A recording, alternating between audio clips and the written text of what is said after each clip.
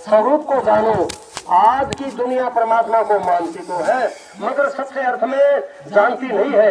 गीता में परमेश्वर के विराट स्वरूप का वर्णन है। प्रभु के कार्यों को देखने के पश्चात अनंत विराट शक्ति का बोध होता है।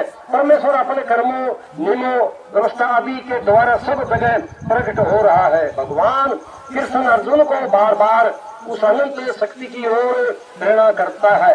जो व्यक्ति सृष्टि के आदि में विद्वान थी और जो समुद्र ब्रह्मांड की रचना, पालन और व्यवस्था करती है, उसी अनंत शक्ति को अनेक नामों से जाना और पुकारा जाता है।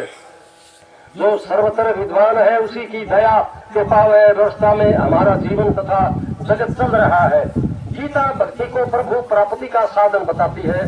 भक्ति का आधार है ज्ञान और वैराग्य। बिना इस दोनों के भक्ति टिक ही नहीं सकती। हमारा हृदय ही असली प्रभु का मंदिर है। इसी मंदिर में सच्चे प्रभु के दर्शन हो सकते हैं और किसी मनुष्य के बनाए मंदिर में परमात्मा नहीं मिल सकता। हृदय रूपी मंदिर जितना साफ, सरस, निर्मल, सात्विक, धार्मिक होगा, भक्ति में उनका ही रस और आनंद आएगा।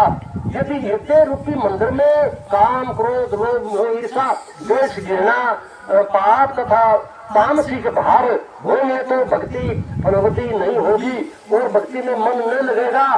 तब भक्ति ऊपर का दिखावा प्रदर्शन व ढोंग बन जाएगी।